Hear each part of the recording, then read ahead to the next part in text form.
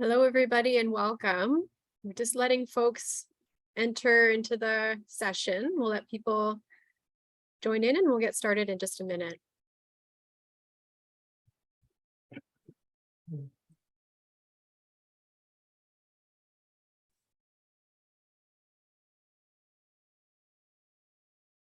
Most are in, Laura. You can Okay, start. perfect. Okay, great. So we'll dive right in because we have a big topic for not a whole lot of time today. So welcome, everybody. Thank you so much for joining us for today's information series workshop. I usually give this from, so this is one workshop, one of 6 workshops that run from October until April. The session is hosted by the Manitoba FASD Coalition and the Manitoba FASD Family Network. My name's Laura Bennett. I'm with the Manitoba FASD Centre and I'm going to be moderating today's session. As we begin, I'd like to acknowledge that the Manitoba FASD Coalition gathers and works on the treaty land of the traditional territories of the Anishinaabe, Cree, Oji-Cree, Assiniboine, Dakota, and Dene peoples, as well as the homeland of the Métis Nation. And today I have the pleasure of welcoming a wonderful panel of speakers on the topic of how to support healthy sexual development and behaviors in children and youth with FASD. So to make the best use of our short time together, we circulated the speaker bios prior to our event today, and we'll be inviting our speakers to introduce themselves in just a short moment. Before I turn it over to them, I just have a few quick housekeeping items.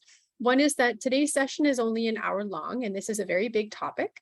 So we'll just be giving a snippet of information, and we'll be sending out some more links for further learning along with the evaluation survey after today's session.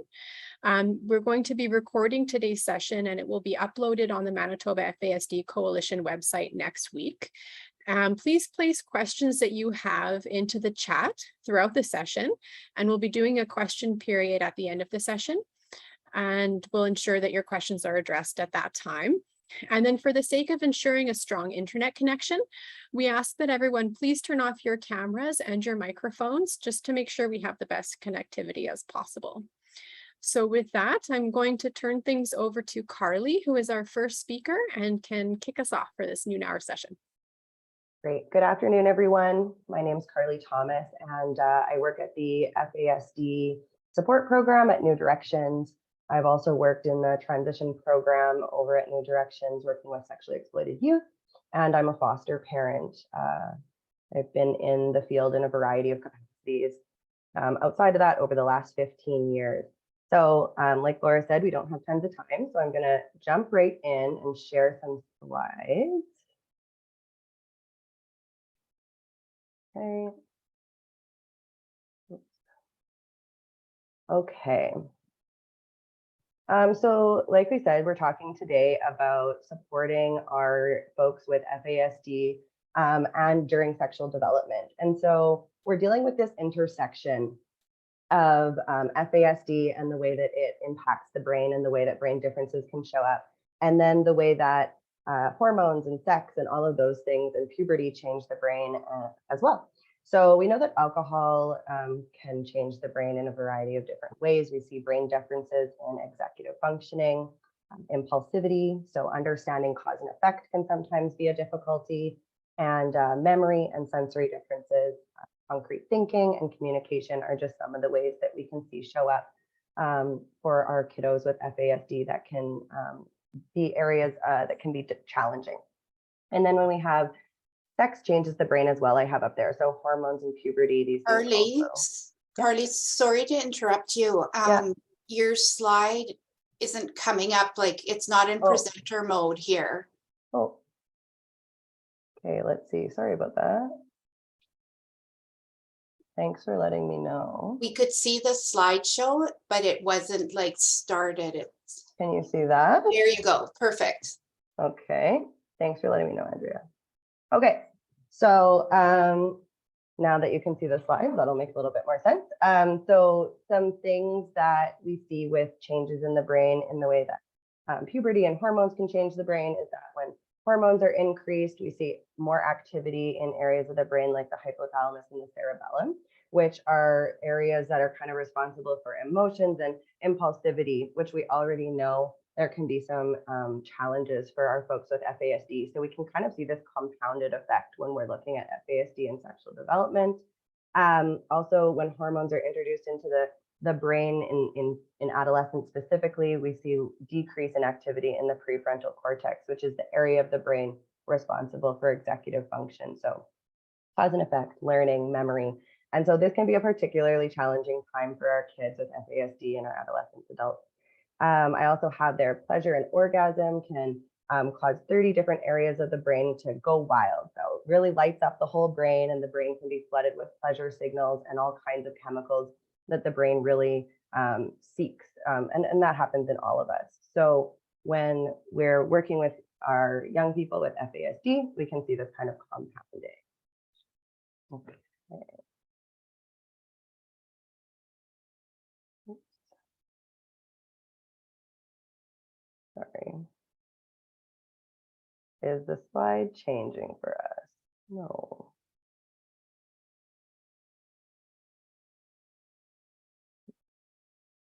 Sometimes it's just those light dots around the corners on the bottom.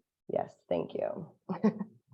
Okay, so issues that we can see that come up from that are perseveration. So perseveration, so sort of a fixation on masturbation, we can see that sometimes happening. Certain language that gets a reaction or a response. Kids maybe hear in the playground, everybody's laughing, and so they're using those words over and over again. There's a natural curiosity for all people around sex, sexuality, sexual development, all of these kinds of things. But sometimes for our young people with FASD, that can really get stuck on a loop.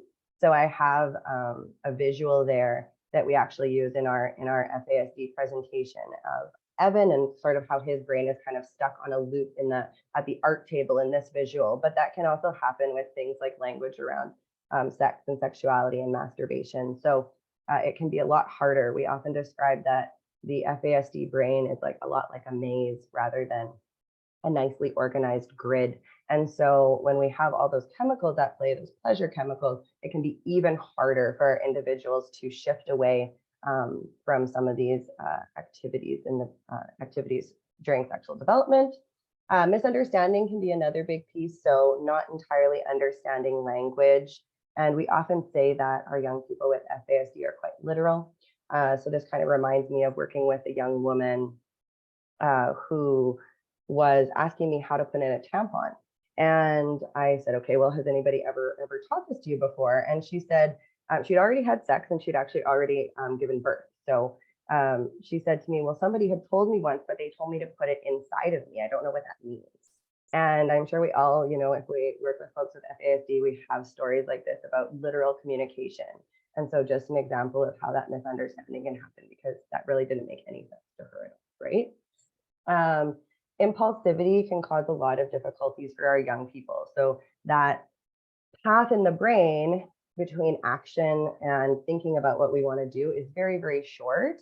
And that can get our kids into a lot of trouble. So touching somebody inappropriately, other kids might be thinking about what would it be like if I touched my classmate in that way. But for our young people with brain differences, sometimes that little path between thinking about it and doing it, it just kind of happens.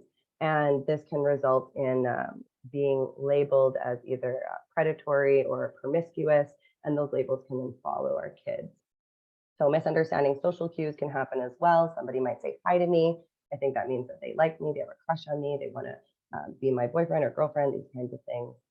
Overall awareness we can have difficulties with. So understanding private versus public spaces. When is it okay to have my clothes on or off? Or when is it okay to touch myself, not touch myself? Generalization can be hard. If I can't masturbate at school, does that mean I also can't masturbate in the grocery store? So these kinds of things can really lead to a lot of these issues. And I'm sure that you folks might have some examples as well. Uneven development can also be difficult in this area. So we might have young people who are physically developed at about 15 years old, but maybe social skills are more around 7 or 8. And so there can be issues that come up around that as well. Okay, so all of these things are some of the behaviors that come up, but what do we do about it, right? So we're still acting as behavior detectives, and we're working on that paradigm shift. So what we mean when we say behavior detectives is that we are realizing that all behavior is brain-based, and that really doesn't change when it is sexual development or sexualized behaviors. There's still a brain-based reason. It could be pleasure seeking, it could be other things. The trouble is that sometimes these can be really triggering for us because they can be scary, make us feel uncomfortable. And so it really is just important to, like, we have the glasses, the picture of the glasses up there. We talk about that as a paradigm shift. So we're not looking at behavior as being manipulative, willful, or that they're trying to make us mad.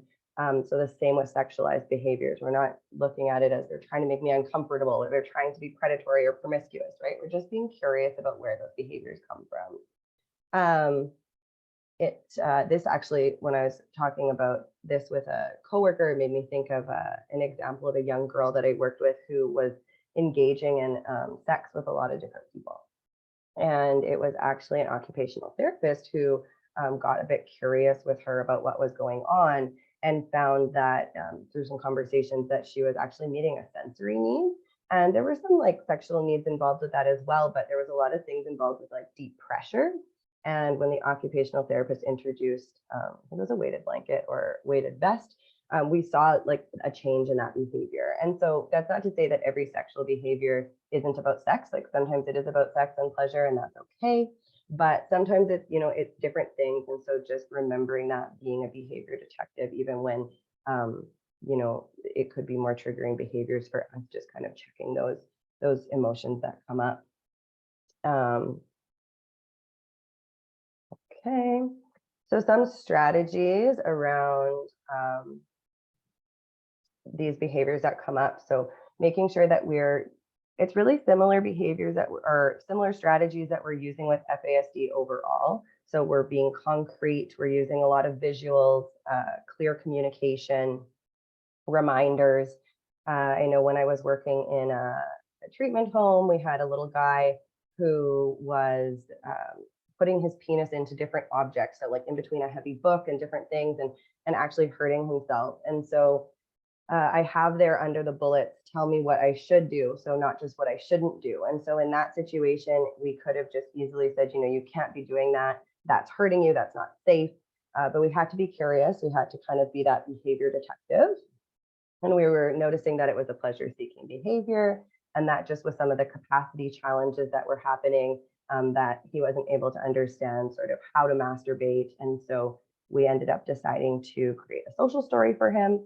And it was definitely uncomfortable. It was an interesting process to go through, but it was very important that we provided that information of what he could do, not just what he couldn't do.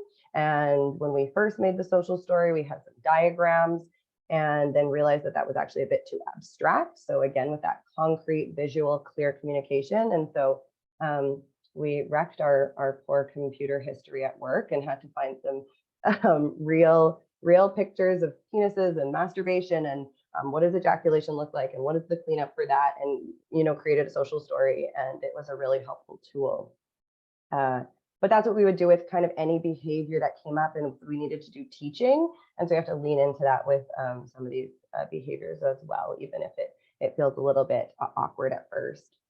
So explaining things in a calm and matter-of-fact way and giving facts and information. This makes me think of another story that probably one of the more difficult things that a young person had asked me, but they came to me and asked me, what does a vulva taste like? They did not use the word vulva, they used some slang. And so again, it's just these really, this is an example of that language piece, right? So kids are gonna say things that they've maybe heard on the playground. If somebody laughed, if it got a rise out of somebody, if it was a reaction, or maybe they don't know what it means, right? And so they might say these different things. And so the way that I approached it at the time was I kind of said, okay, we can talk about these things, but these are the words that we use to describe bodies. And I reminded them of vulva, penis, and all the words that we use that are not slang words. And sometimes doing that will actually just sort of diffuse the situation, and maybe that was enough. Maybe it was just more about the response, and that might be it. But this little guy was quite persistent and came to me 2 or 3 days later and asked the same question with appropriate language. And so then we got into a conversation about it, and I said, okay, so what we're talking about here is called oral sex. This is, when you use your mouth on someone's genitals, and if, not everybody does that. And so when you are old enough to engage in sex, then you have to see if that's something that you want to do or something that the person that you're with would want to do. Not everybody does. And kind of weaving in those pieces around consent. And then we talked about how everybody's unique. So, the question was, what does a vulva taste like? It's like, oh my goodness gracious. And it's just like, well, everybody is unique, right? Everybody has different personality, different sound of their voice, different hair color. Everyone smells different when you give them a hug. So everybody is unique, right? And that's kind of how I approach that. Sometimes you can throw questions back at young people and say, what do you think? What do you mean by that? I think that was also an option that I could have done. I don't think that I necessarily, like I say, it's not necessarily that when I look back that I think that I handled it 100% perfectly, but it really is just about being calm and sharing with young people rather than saying, oh, you shouldn't be saying that, or you're too young to be saying that. And it really did solve things between me and this young person. He came to me with a lot more questions, but they were a lot more appropriate. So it wasn't slang, it was just honest questions about sexual development, and we just dealt with them as we went. I have their age appropriate with a catch. So making sure that things are age appropriate, thinking about development, but the catch is, of course, with individuals with FASD, sometimes that uneven development. So being cognizant of where they're at developmentally in the different areas, and this might be different. They might have a different physical development than where they're at cognitively, these kinds of things. And so kind of making the adjustments that we need to. The other catch that I think can be at play is when you've had young people who have experienced trauma or exploitation. I was chatting with a coworker the other day saying that I was talking to a 13-year-old girl who'd been in the sex trade about her experience when first having sex and what that was like for her. I don't think I'd have that conversation with every 13-year-old girl, but because of her experience, it made sense. And so, yeah, there is kind of a catch there. And I think that can be scary because we want it to be just easy and straightforward and just have sort of a map. But I think our map is relationship, non-judgment, and open communication, which I have over there on the side. So those are going to be the pieces that are going to kind of guide you. I often say this, but young people, kids, they can tell if you like them. So build real relationships with them, find their strengths, find the things that are awesome about them, and it will curb so much of behavior, including these more difficult behaviors that can be hard for us. And developing that non-judgmental approach. I think when it comes to this topic, that really does mean dealing with our own experiences of what did we learn about sex. Most of us grew up in a society where there was shame and judgment and all kinds of things around sex that weren't always great. And so checking those things can really help us approach kids with a non-judgmental perspective when it comes to sexual development. And then keeping those open communication. So starting as soon as you can, talking about bodies, talking about consent. This is, this is your body, and using the correct terminology for body parts. And especially for our kids with FASD, sometimes we muster up the courage to do the one birds and the bees talk, but it's just not going to cut it for, I think, most kids, but especially our kiddos with FASD. They need to hear it all the time, again and again. Open communication, and then they'll come to you with things. So I have here pleasure and safety. So just kind of quickly going over supervision. I think this is something that we see come up a lot with the access to things online. So pornography, tablets, internet, phone use, just really supervising those things, I think, is a really good idea. Young people have access to all kinds of things now, and it is really good just to be able to monitor and see what they're seeing so that you can talk about it openly and honestly. Safety planning. So safety planning with young people when they can go out with people on their own is really important. and then I have their consent. So we do know that our folks with FASD are more vulnerable to things like exploitation. And so really important that they understand what consent is, how to say no, and how to give consent and not. And also that consent isn't being persuaded or trading things like that they want, like money, phones, clothes for sex.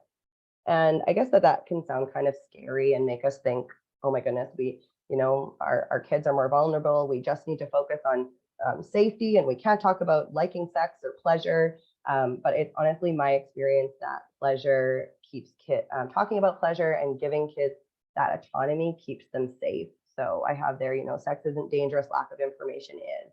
And yeah, I think that's really true. Masturbation is safe and enjoyable. So helping kids, young people, like explore their own bodies and talking about that can be a really great way for them to actually stay safe, because if they know what they like, they know what they don't. And that can be that can really help.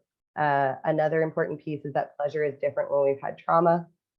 So if we are working with young people where there's trauma involved, the experience of intimacy might be really different. And then what did you like? What didn't you like? This is a great question that isn't just about consent. I have a 20-year-old foster daughter, and she'll sometimes share things with me. And that's my favorite question. It's like, what did you like and what didn't you like? Not, well, was it consensual? And, all this kind of like, there's just kind of taking the fear out of it and reminding her that it's supposed to be enjoyable. So what did you like and what didn't you like? And if you like certain parts, great. And if you didn't like certain parts, then how can you communicate your boundaries better in the future? That's just kind of, yeah, I think that I could go on and on about this part with young adults and teenagers, but I know the next two speakers are going to be talking a bit about that as well. So that's just a very quick overview, but I look forward to some of your questions at the end. I think Jay is going to be speaking next.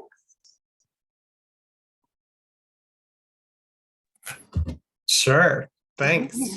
I didn't have my camera on, but if I did, you would just see me nodding and going, So I'm Jay. I'm happy to be here and to be learning as well. This is great so far. And also Shannon after me will be sharing some great information.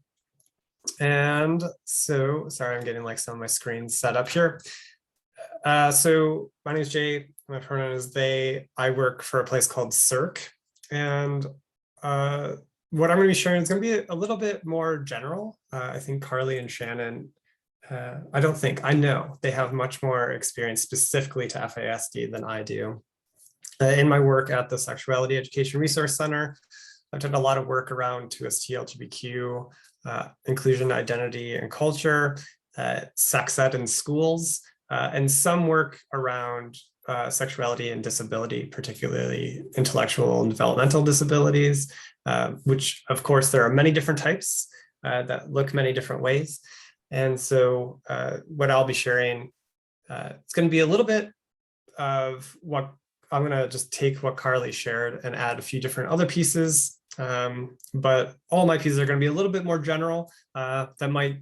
The language might shift or change a little bit specifically for FASD. But yeah, I'll jump in. Actually, one final thing before I do that, I want to mention I have to do the little CIRC commercial. We are having a workshop next month on sexuality and intellectual and developmental disability. And so that's for support workers, but also parents and guardians and other folks. Definitely things would fit in there. Again, it's more general around disability, not specific to FASD, but if that's interesting to you, check it out. Or if there's questions at the end, you want more than an hour. But of course, also contact Carly, contact Shannon. They have great information as well. Jumping in. One of the last pieces that Carly mentioned was around that safety, sex isn't dangerous, lack of information is, or risky. Sorry, I forgot, it already fell out of my brain, the slide. So I might not be getting the words correctly. But when we were developing a workshop a few years back at CIRC, we had a student that did a lot of research looking at what are these pieces? We did some community consultations, which I'll talk about in a moment. But one piece of research we found that was talking about risk factors around like STI. We say unintended pregnancies rather than unplanned, like this research, that's the language they use. And I want to talk about these three things that this one piece of research said. The first one at the top, lack of knowledge about sexuality and risk reduction practices. I don't think is unique. If we had more time, I would ask all for input, and actually feel free in the chat box to input if you would like. Your experience with sex ed, like was in school, at home, with friends, like messages from media. Think about when you were younger, where you were like, that was the best. I learned everything I needed to know. I felt empowered. I felt no shame. And I felt ready to just go out into the world. Maybe that's some of you. In my experience doing workshops like this, that's not most people. And there could be a mixed experience. Maybe you had great conversations at home, but school wasn't, or the other way around.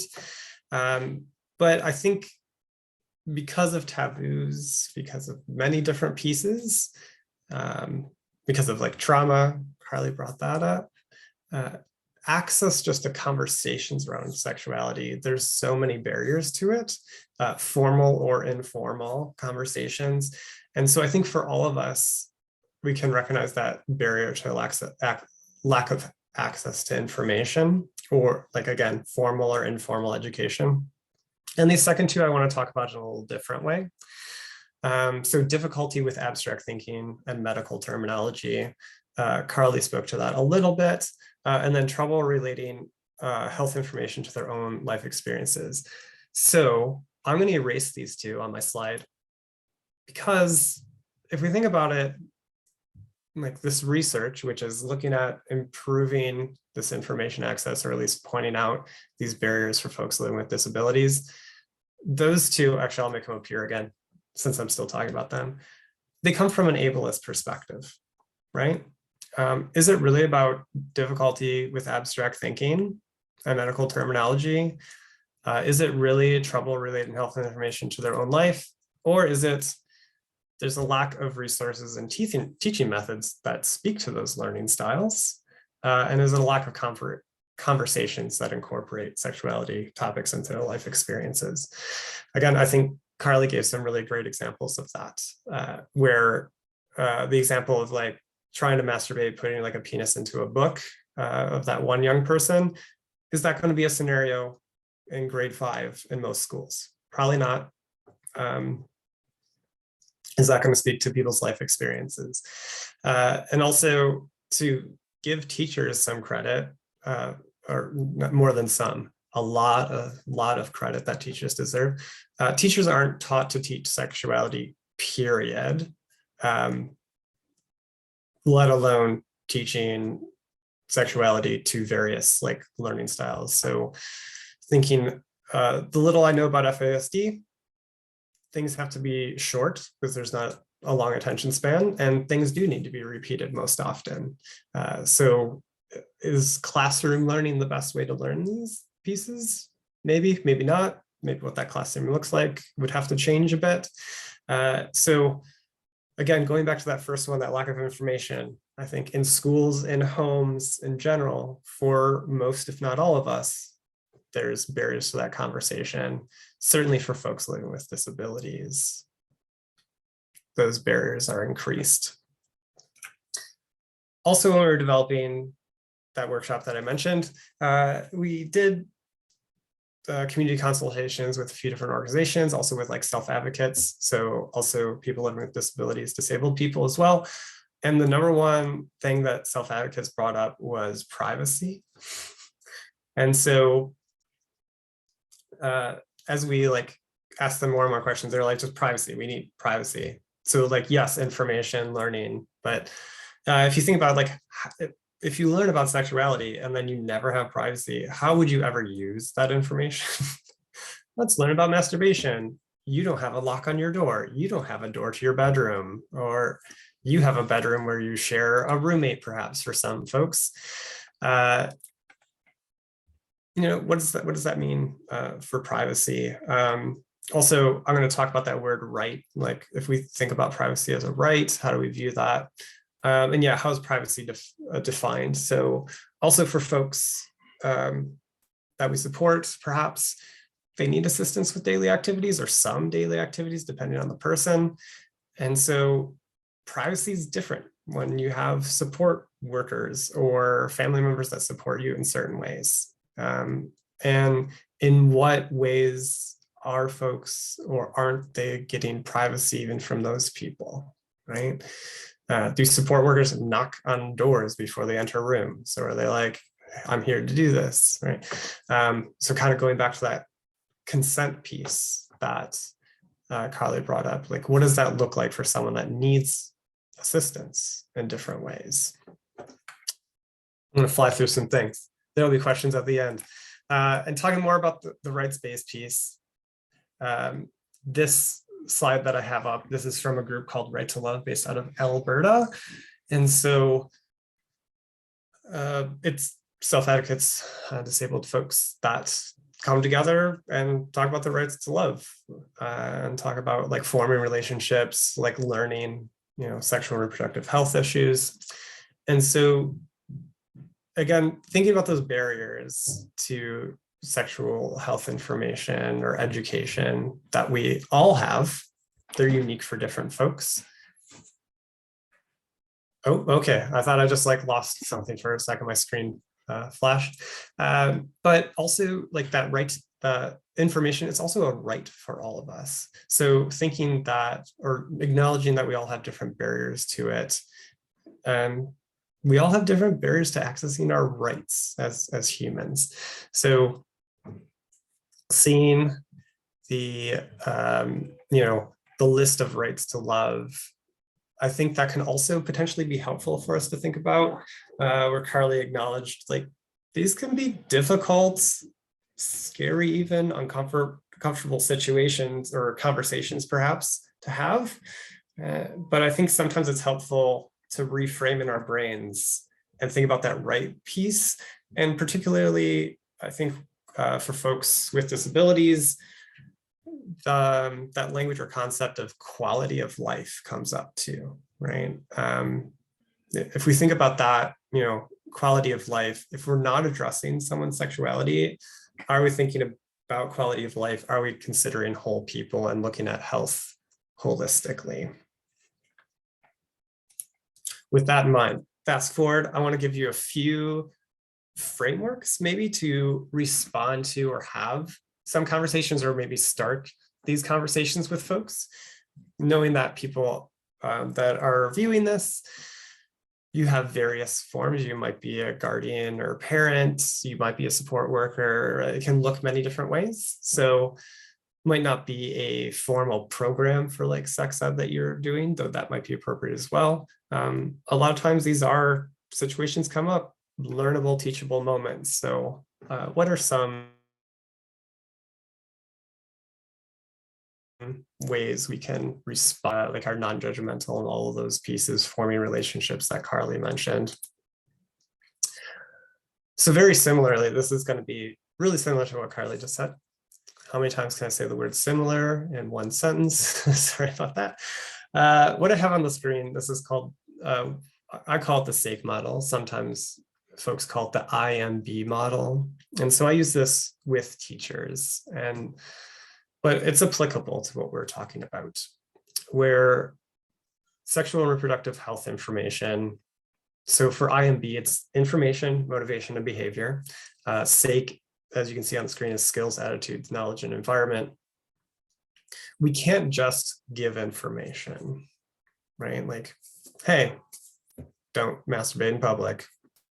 Lesson over, right? Mission accomplished, put the banner behind your head. We have to address like multiple areas. So skills and knowledge, I think, are the ones that are usually mostly covered. So knowledge is, you know, just facts, information. So I'll use condoms and barriers as an example. The knowledge would be a condom it works by preventing fluid exchange. And so therefore it reduces the risk of unintended pregnancies and sexually transmitted infections. That's knowledge. Skills, here's how to use one correctly, because you got to use it correctly. There are ways to use condoms incorrectly. Don't put 2 on. Don't wash it out and use it multiple times. It's a one-time use only, right? There's other knowledge and then skills we can add to that. But then I want to zero in on attitudes for a second. So we could also call this the motivation. So that's the M in IMB. And if we give those skills and knowledge, and then folks are like, but they're not cool, no one uses them anyhow, I don't like the way they feel. If we didn't address those attitudes or those motivations, the skills and knowledge goes unused. Another way we can view these attitudes is much like what Carly was talking about. That I think it was the behavior detective is the way Carly worded it. The way I'm kind of thinking about it is like, for every no, there should be a yes. So the scenario I'll use is, like public masturbation. Much like Carly said, there's the idea of like, oh, folks are like hypersexual or predators. But then using that, what's the motivation, that behavior detective piece? Maybe someone's just trying to be sexual because it feels good. And so certainly we should say no. Like if you're in a public pool and someone's like, now's the time. No, we need to say no, because that's not appropriate. But what's the yes? And so if the motivation is, I just want to be sexual, it feels good, but maybe also in a pool situation, people are wearing less clothing than other areas.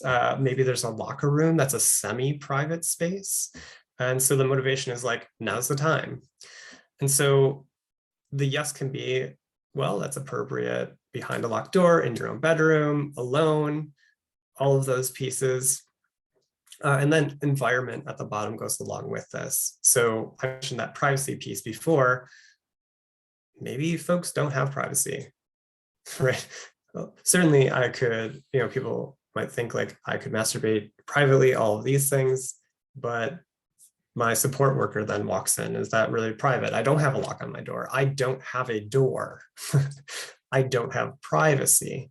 We also have to think about the environment to address the attitudes as well, if that makes sense. So when we're thinking, again, like, okay, here's the no, we need to say no to this. What's the yes? But then we have to think about the environment of, is that yes attainable? Or is that, right? And I think another question we can ask ourselves too is the no and or the yes just convenient for me? Or does it help this person that I'm supporting, whether it be your child or someone you support at work or whatnot? Hopefully that makes sense. I don't know, maybe there'll be questions up on it in a bit. I know we're flying very quick, but I want to make sure we get to Shannon. So I got 2 more things for you. This another kind of like framework for response, very similar, again, concepts that we've already talked about. But we have that reaction to a situation of like, oh, this is shocking, or, oh, sexuality, this is hard for me to talk about. This might be more useful for folks in a professional capacity, but I think, parents and guardians could still use this, though within a family unit, personal values, it's different, right, than professionally. But sex positivity asks us to like step back, step away from our reaction for a moment and acknowledge a few things. Is that one, we're all sexual beings. We all have bodies. We're all sexual beings. It's a lifelong process. So acknowledging we all have that in common, though it looks different for everyone. 2, people have a right to relationships. So there's that right-based language. And this includes sexual relationships. So again, going back to that quality of life, going back to thinking about, folks living with disabilities, we don't have to go that far back in history when folks were like locked up in institutions, right? That's too recent of history, I think we could all agree. And we're trying as humanity, a much bigger picture, to move away from that, which is good. So like integration, relationships. But when we say relationships, that certainly includes sexual relationships. Folks have like a right to that. Third, sexual expression is good and healthy. So this doesn't mean like everyone has sex all the time out in public, but it means like being sexual is good. So, and that's part of like living a healthy, holistic life and well-being. Of course, that consent is assumed in all of that, right? Privacy, all of those pieces, but someone being sexual is okay.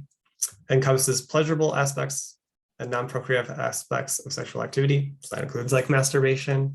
But I would also say that includes things, I think like if you're in a relationship, like calling yourself like a partner, or boyfriend, girlfriend, those words, there's pleasure in that. So we don't always have to think of pleasure as like genitals, orgasm, sexual pleasure, though certainly includes that. But I think there's pleasure in autonomy, there's pleasure in identity, there's pleasure in being able to name these things. And finally, it acknowledges and is accepting of diversity relating to sexuality, sexual identity, and expression. So certainly this includes like two-spirit, lesbian, gay, bisexual, transgender, queer identities. It also includes not being monogamous, not being sexual at all, being asexual, and all of these different pieces. So also too, we can't assume like, oh, they want to be sexual, they should date this person forever and get married. Folks with disabilities can also have hookups. And they can have like, right? They have friends with benefits, all of those other things, right? Like, so our norms or our values aren't always everyone else's. And then we have to respond in a way that reinforces all of these things. And that's the hard part. So leaving you with one more thing, I'm going to wrap it up and pass it on to Shannon. So again, we can step back from a situation, maybe stand aside from our like initial reactions, control our face, control our tone of voice. And then what I have up here, ACRE, is kind of a framework to respond. So affirming, I think like Carly demonstrated that great. Like, oh, hey, yeah, we're going to talk about this. Oh, I think you mean this word. Like Carly was demonstrating that she's like a good person to bring these things up with, because again, understanding, recognizing taboos and stigma around discussing sexuality, we want to encourage and have that open discussion. And part of by doing that is by saying affirmative, non-judgmental, sex positive reactions. To clarify, so again, Carly, I think demonstrated this really well. Oh, hey, like you use this word, we would use vulva, right? Like that's this part of the body. Or folks might use words that they heard from other people. Hey, let me check in, like when you say this, is this what you mean? Because they might not even know what they're saying, right? And the question might be more about clarifying what they heard than actually answering that question. So we need to clarify to know what's being asked of us. Then after we do that, how can we respond? Do we have any facts? Values and feelings can be talked about as well. I think that's similar to like the what did you like, what didn't you like question Carly brought up. Like that's feelings. That's not just like a fact-based piece. That's important to discuss. Again, depending on what comes up. And if we don't have this, then like, hey, I need to learn this with you. Or like, I think you can get this information from here. Would you like to look it up with me? Or like Carly return to one of the conversations. I think that was one of the examples. You can always return to the conversation. Or I'm going to get you an answer. Let's talk next week, or when I see you next, or tomorrow, whatever makes the most sense. And then the final piece is evaluate. So stepping away, do I need to return to the conversation? Did I miss a piece? And then stepping back in. Okay, I think I ran over a tiny bit. I apologize. I'm going to pass it on to Shannon. Thanks, Jay. So let's see if I can get mine to go, and hopefully we have no technological issues. No promises. All right, do we see the PowerPoint? Yep, looks great, Yes. Shannon. Okay, perfect. So I am Shannon Foster. I'm color me impressed. I'm very excited about what Carly and Jay had to say. And you are going to hear some repetition from me. And I think that's key, because when we talk about FASD and strategies, we say repetition is one of the biggest pieces of working with these kiddos, or even with adults who have FASD. And even ourselves, when we're learning, we need repetition. So I apologize if there's a little bit of that, and I'm certain there will be. I am Shannon Foster. I am a registered social worker. I have worked in the FASD field for over 12 years, I believe, at this point. I've done work within prevention, intervention, and research. And now I co-own Red River North Counseling and Therapy Services out in Selkirk and the Winnipeg areas.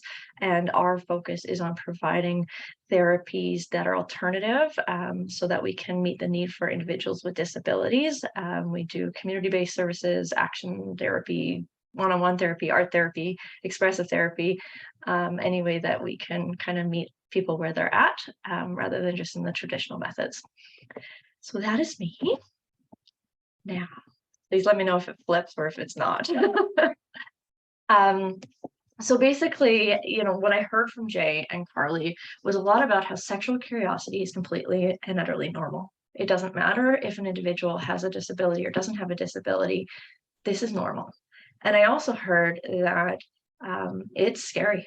And for the people who are working with individuals with disabilities, whether it's caregivers, whether it's teachers, whether it's workers, often things around sexuality and relationships are those pieces that bring up our strongest values, our strongest needs, biases, judgments, because we all come with our own histories. And whether or not we want them to, they do impact the way that we interact with others in those areas. And so what I really heard as well was that it's so crucial that we understand our own thoughts, judgments, biases around sexuality, and how does that impact the conversations that we're having with individuals with disabilities. A lot of my focus is going to be on adolescents, but also kind of you know, emerging adults. So our adolescents are only adolescents for a very short period of time, and then they're adults with disabilities as well. So it's really important to know that a lot of these things, although we're seeing them when they're teenagers, continue into the adult years, and they still require support and help and respect and all of those pieces that Jay and Carly were mentioning. So a lot of these points are going to be quite similar. All of my slides start with relationship, relationship, relationship. I truly believe you cannot support an individual, whether they have a disability or not, without having a foundation of a relationship with them. Everything hinges on that. How do you teach about healthy relationships? Well, you have to be able to have a conversation that's trusting and non-judgmental. How do you role model healthy relationships? By having a good relationship with that person you're trying to role model for. So if anything that you take away from today is that you need to have a good working relationship or a good familial relationship or whatever that looks like with the individual you're working with, that is key. Our youth are just like any other teenagers out there. They want to be liked, they want to be accepted, they just want to be like everyone else, they want to fit in, they want to have friends. They don't want to be seen as different. They want to date, all of these pieces. And like everyone else, they're just trying to figure out their place in the world as adolescents. And like I said, soon as adults as well. As we talk about concreteness, I think Carly mentioned how we need to be very concrete in our language and the things that we use with these individuals. We also need to figure that age is an abstract concept, right? Especially with our individuals with FASD, they might be chronologically 18, but we're looking at a developmental age of much younger. We might have a person who is chronologically 25, but have a dysmaturity that puts them at an age closer to that of 18. So we just have to be very mindful that age as a number is very abstract, and we need to meet people where they're at. When we talk about the do's and the don'ts, I really heard that from Carly and Jay. It's kind of that idea of we tell people what not to do. We're really good at that, but we're not great at telling them what to do instead. And actually, we're really good when they're young of doing some of that helpful information. Don't run in the hallway. You need to walk. Right? We're pretty good at that when kids are younger, but as they get older, we forget to use that kind of basic strategy of providing options that are healthy, providing outlets. Like when we talk about sexuality and relationships, I heard a lot from Jay and Carly about, how to help them have healthy sexual outlets. They're going to find this information, whether we give it to them or not. They have access to many things, pornography, online, chat rooms where everyone's asking about sexting and these things are happening and they have access to it. So if we're not there providing them those healthy pieces, they're going to access, unfortunately, things that might not be as healthy. So it's really important that when we're teaching about healthy relationships, we're doing it in a multitude of ways. And who is teaching about healthy relationships? Is it me? Is it you? Is it mom? Is it dad? It's all of us. When I work with youth who have FASD, I often talk about working with a team. If we want to talk about having healthy relationships, it's not just mom. It's not just dad doing that at home. We need to have strategies that are consistent across all of their environments. We're talking about healthy relationships when they come and see me. We're talking about healthy relationships in the school environment. And all of these people are working in tandem together to really help our individuals hear it again and again, because again, repetition is key, but also to hear it in different contexts. So to be able to understand that this is not just a home issue. This is not just something that we talk about or do at home. Like Jay said, maybe home doesn't have privacy. And I cannot tell you how many situations I've heard or been told or had my kids be involved in at the school environment. And supervision is key. But we are not all perfect, and 24/7 supervision is not always achievable. And our kids are sneaky. And not to say that in a bad way, but they're still teenagers. And whether they're teenagers with a disability or teenagers without a disability, they still have that teenage brain. They still want to see how far they can push boundaries. They still want to sneak around because it's exciting. We did it too when we were teenagers. If anyone out there snuck out of their homes without parent permission or skipped class, those are all teenage rite of passages that we do, and our kids with disabilities are going to do them too. And so we can put as many strategies in place as possible. Just know we're still working with teenagers. There are some really good visuals actually on how to have healthy relationships, and I'm not sure if it's on the resource list that will be sent out to you guys, but I'll make sure it is. If not, the Kids in the Know website or through the Child Protection Center has some excellent handouts, booklets, even things that are really fun that have like crosswords and things like that that make these topics visual. Actually, there's one right now that they're giving away totally for free, so I'll make sure that you guys have that at the end too. When we're teaching about healthy relationships, we really want to focus on a multitude of different ways. It's not just conversations. It is visuals. It is using things like reminders. It is using videos. For a long time, I believe it's T is the metaphor for consent, metaphor for sex in a video about consent. That T video that went around on YouTube a lot was something that we accessed. Things like that can be a really good source of how to teach, especially with our current youth that love online, YouTube, that kind of piece. So just being really creative and using all different methods to teach is a really good starter strategy. Role modeling, obviously very good as well. Taking into account kind of that dysmaturity though, when we're putting these things in place. When we talk about T as a representation for sex, very, very abstract. So you need to know that the youth that you're working with understands that, or if that's something that they would be able to understand. If not, probably not the best strategy. Remember, each of our kiddos is also very unique and independent. Not every strategy is a one size fits all. So we really have to tailor to the youth that we're working with. I also heard a lot from Jay and Carly about be respectful. Our kiddos, we have to understand, yes, there's dysmaturity. And like I said earlier, they might be 18, but maybe have development socially more along the lines of maybe a 13 or 14-year-old. So we do have to tailor some of the language we're using or some of the information that we're giving, but all of that needs to be done with respect. Our teens and adults very quickly will know when they're being treated like a child, when people are being condescending. And it's a skill set that's really hard to find that balance. But knowing that when you're talking to somebody, you have to be respectful. You have to be able to treat them like the teenagers that they want to be. And really just have conversations that meet them where they're at, but that aren't condescending. Again, I talked a little bit about reflecting on your own feelings around sex and masturbation, those pieces. Some really funny stories came out of Jane and Carly. I have very similar stories. I had a youth who was actively masturbating on a regular basis to the point where we had to have a lot of conversations about whether or not the door needed to be closed, because she had understood I need to only masturbate in my room because that's my private space, but we forgot to say that the door should be closed.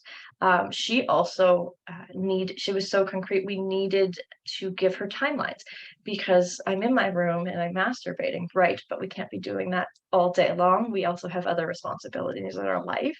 And the word masturbation meant nothing to her. She had her own word for it.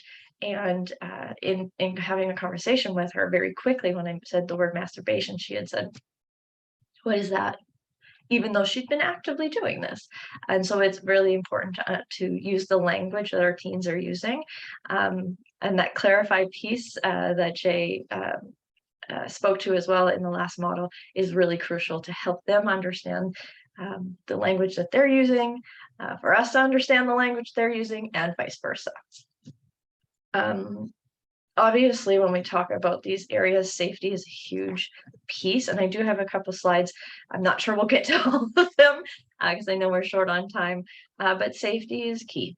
As our kiddos struggle with social skills and social inclusion difficulties, and that wanting to be like everybody else, cause and effect, impulsivity, all these pieces come into play that can really lead to risk. And I really appreciate what Carly had said about where does risk come from? The lack of information. And I think if anything that you take away from today is to not be scared to have these conversations with our youth. Like I said, they're going to find the information either way, and we'd rather them get the healthy information. I understand that our own fears and biases get in that way, and often it's because we have assumptions about these things, or we have assumptions about the developmental age of the kids we're working with. We've spent our entire lives scaffolding for them, what used to be called being that external brain for them. We spend a lot of times protecting these kids, being their advocates, fighting their battles for them when they're young, to be heard, to be accommodated for. And now they're teenagers, and it's really hard for us as parents, caregivers, social workers, teachers to stop fighting those battles or to pull back. It feels scary to let them have a little bit of that, out of the nest kind of stuff. But it's our own fears sometimes that stop us from having these conversations, because we still see them as their younger selves. We still see them as a younger kiddo that, we don't think they're ready for these conversations. We don't think they're ready to have these kind of relationships. We don't think they're ready to have sex. But those are our own assumptions, and we need to meet them where they're at and give them the right amount of information, inform them, so that we lessen the risk. If they don't know what they don't know. And it can lead them to be very vulnerable. And our kiddos are already at high risk for being vulnerable within their peer groups, to peer influence, to being taken advantage of. And this is an area that we really want to help them build resiliency, understand themselves, understand their bodies, and help them stay safe, help them keep themselves safe. You know, we haven't talked a lot about it, but harm reduction, or I guess we have talked about it, maybe not with the words, but the idea of how do we help reduce the amount of harm that they can get into in a respectful way. How do we make sure that our kiddos, you know, understand pregnancy, understand what sex can lead to, understand things like sexually transmitted infections, understand what sex can mean within a romantic relationship, or outside of a romantic relationship, and what sex can mean for somebody who just wants the pleasure of it. You know, it's important to have conversations about birth control. It's important to use visuals in those areas as well. Talk about things like drugs and alcohol, because often that can, you know, influence kind of these areas as well. Relationships and sexuality are at a time of exploration in our teen years, and so is substance use. You know, it's just really important that we focus on harm reduction, and give our kids and teens the information that they need to keep themselves safe. Please stop me when I'm running out of time. This is really kind of a continuation of what I was saying in terms of relationship. Relationship is key. Our kiddos are a bit more vulnerable to exploitation for a lot of the reasons that we've already mentioned today, which is they have difficulty predicting kind of outcomes, difficulty with social emotional skills. They can be very impulsive. They cannot feel like they fit in, and then often get taken under the wing of the people who we don't want them to fit in with. It's important too, in having conversations around sex and relationships, that we have open and non-judgmental conversations about exploitation, and likely not using the word exploitation, because it's a big word that I don't even know that half the adults I know really truly know what it means. What are the concrete pieces of somebody who's being exploited? How does somebody get into the sex trade at the age of 13, like Carly was talking about? What were the pieces? What were the maybe the red flags that I would have noticed, but my teen wouldn't have noticed? How can we help them notice these things that sometimes can go unnoticed at first, and always have open and consistent communication with them, so that we are also knowing what's going on in their lives. If we shy away from these conversations, we won't know what's happening. It's key that we're having ongoing communication about what we like in relationships, what we didn't like in relationships. Carly's example of her daughter, having, you know, a genuine curiosity of what our teens are into, a genuine curiosity of what's happening in their relationships, and not to judge them, but to help them. Again, a little bit more information on sexual exploitation. Obviously, this is a small part of a very huge presentation around how to keep our kids safe, what grooming can look like, as parents looking for signs, things like hiding their phone, blocking you on their social media, having, you know, suddenly having more money or new things, or having different behavior in terms of leaving the house dressed differently, looking differently, new behaviors like running away. All of these pieces can really kind of be red flags. And it's just really important that we're having communication and conversations with our kids about these things, so that we have an idea of what they're doing, and keeping them safe. Again, using harm reduction approach and the Canadian Centre for Child Protection, the Kids in the Know content is amazing. There is one more slide on kind of keeping our kiddos safe online. Laura, Andrea, should I stop now or should I keep going? I think, Shannon, it's okay to keep going. We had planned, to go till 1:15, so there aren't a lot of questions. Okay, perfect. Sorry, I feel like I'm just spitting it out there because I was just trying to get through it all. So this is a huge piece of what our teens and what I'm hearing from parents And caregivers right now is just how to keep our kids online, or how to keep them safe online. And again, a small piece of a much larger presentation, and a lot of repetition of some of the things I've already said, but open conversations, open discussions with youth about their online presence, their use of technology, and what apps they are using. I cannot tell you how many times I've heard youth say, you know, my parents don't understand that I have all these friends online. They think that I'm unsafe. They won't let me on my phone. I'm grounded from my phone because this happened. And all of those things I totally understand as caregivers, because the online world is scary.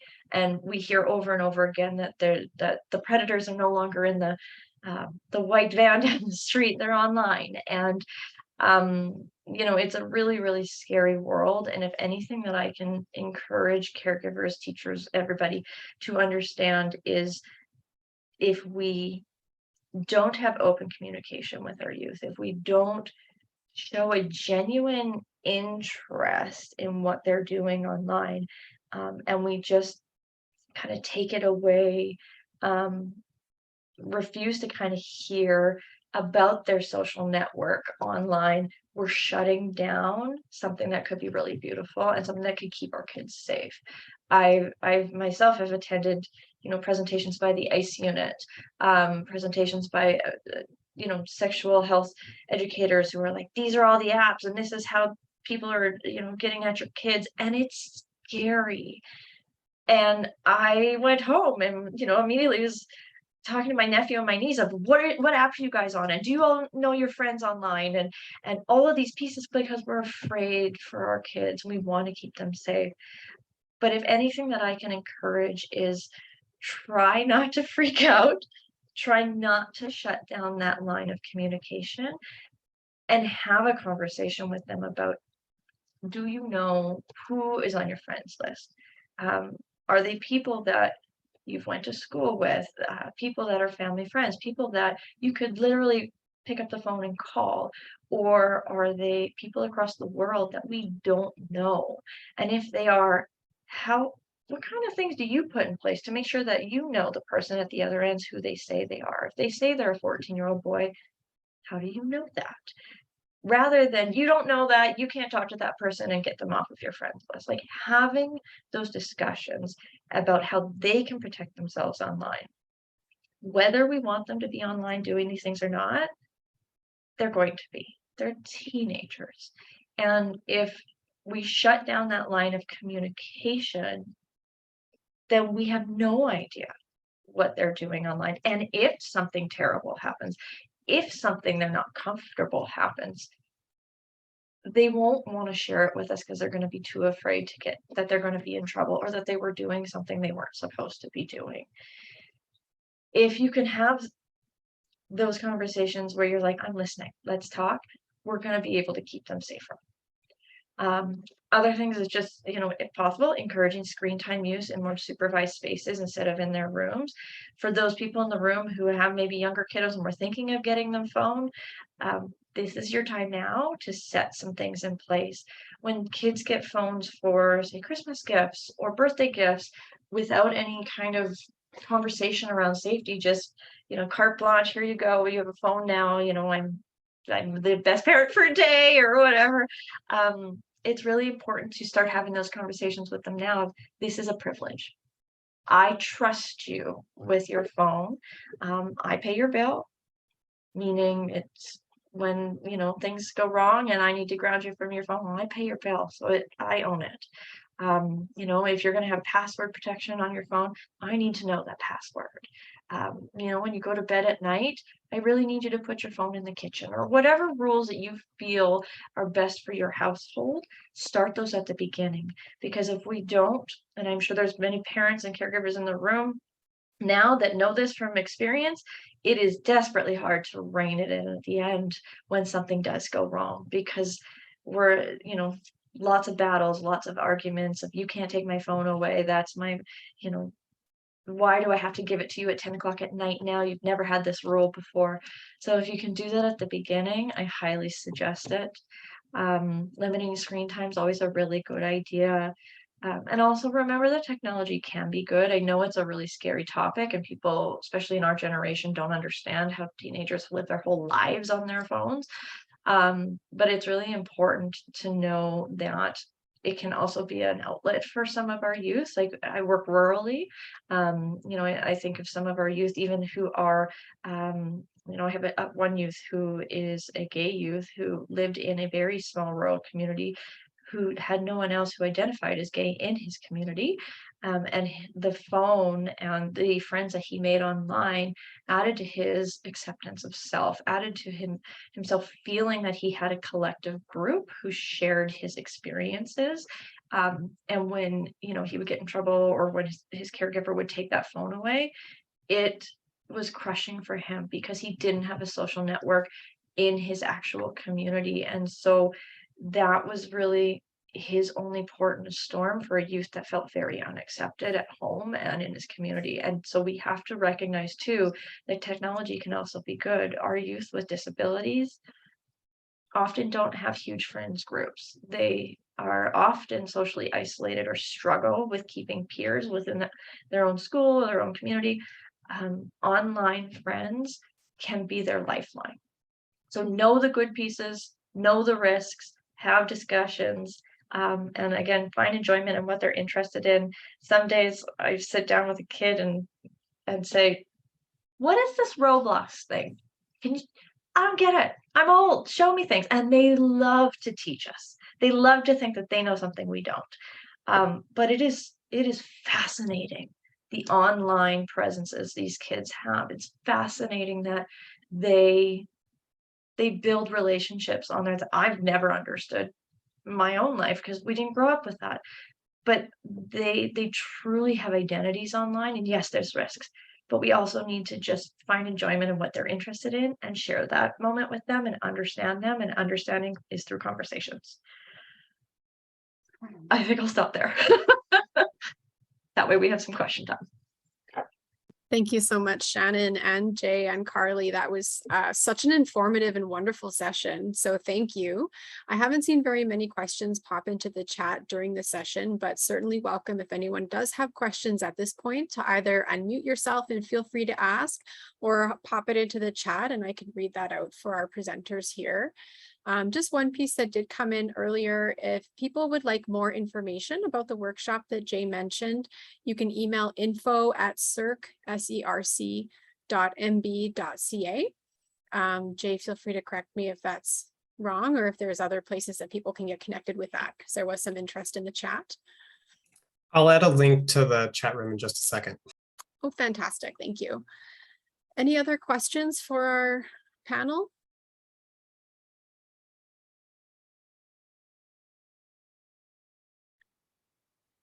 Probably a lot to process. I know an email has gone out already with an evaluation survey for the session. So please, oh, thanks, Jay. I see the link is now in the chat box there for anybody who'd like to register for the workshop. Sounds fantastic. So, an email's been circulated with the evaluation survey. Please, if you are able to take a moment to fill that out, we really appreciate the input and comments, and it does help us plan for future sessions.